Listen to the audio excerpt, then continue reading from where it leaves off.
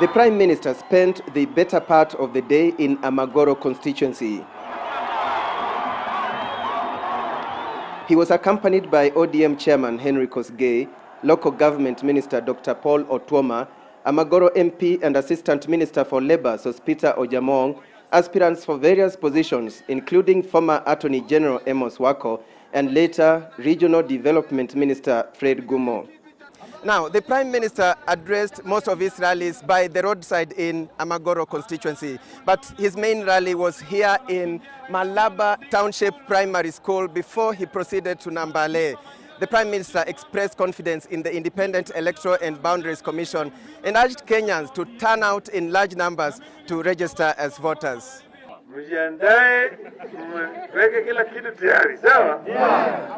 Hiyo ni kwenda kujiandikisha kama mpigaji kura. Throughout his campaigns, he said the forthcoming election was as important as the 1963 independence, as it would usher in a new era whose hallmark will be the devolved system of government. Kwa hivyo tunataka mchague wale wote ambao wanajua hii katiba, wanaelewa na wana imani naye. The Prime Minister said ODM nominations will be free and fair, and aspirants to any of the elective positions to be contested should not expect any favors from him. Sawa? Hii ndio sababu nimerudi kuuliza nyinyi, mko tayari?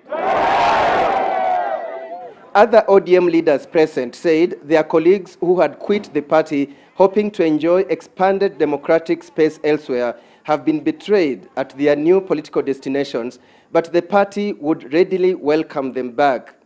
Chama kimepigania demokrasia na hakiwezi kudhulumu demokrasia. Tunaelewana? Hivyo tukatae kabisa ukabila, tunataka umoja, tunataka amani, tunataka maendeleo katika Kenya yetu hii. Na yule ambaye atatekeleza katiba ili tupate maendeleo kila mahali ni Mheshimiwa Raila Odinga. Nataka siku hiyo ikifika, sisi wote tuweke Raila Odinga. The Prime Minister avoided the subject of pre-election pacts, but in speaking in parables, he appeared to chide politics of betrayal, telling Kenyans the time to choose leaders who mean well for them was now.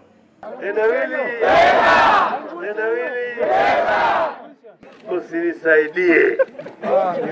Na ukinisaidia, mimi nitakudhuru. Mimi ni nani? Asante ya punda ni nini? Tunaenda kufungua punda kwa kamba. Sasa hilo ukijua usipojihadhari, nitakupiga teke. Sasa hiyo ni asante ya nini? Lakini hadithi ya punda. The Prime Minister later flew back to Nairobi, where he was expected to meet Deputy Prime Minister and UDF presidential aspirant Musalia Mudavadi as talks ahead of the pre-election pact's deadline intensified. Mudavadi's allies have been holding discussions with representatives from Vice President Kalonzo Musyoka's Wiper Party for a possible power-sharing deal, although another team allied to the VP is also engaged in talks with the Prime Minister's representatives. Meanwhile, the Prime Minister is expected to meet with Vice President Kalonzo Musyoka tomorrow to finalize a deal between their two parties.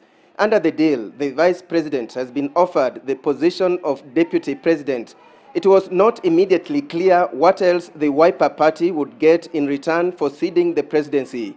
ODM sources told Citizen TV that if the two leaders agree on the deal, the Vice President will join Odinga at a public rally at the Tononoka grounds in Mombasa on Sunday.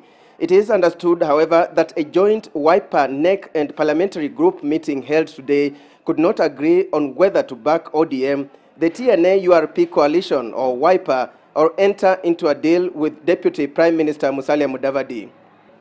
It is understood, however, that a joint Wiper, NEC and parliamentary group meeting held today could not agree on whether to back ODM, the TNA-URP coalition, or enter into a deal with Deputy Prime Minister Musalia Mudavadi.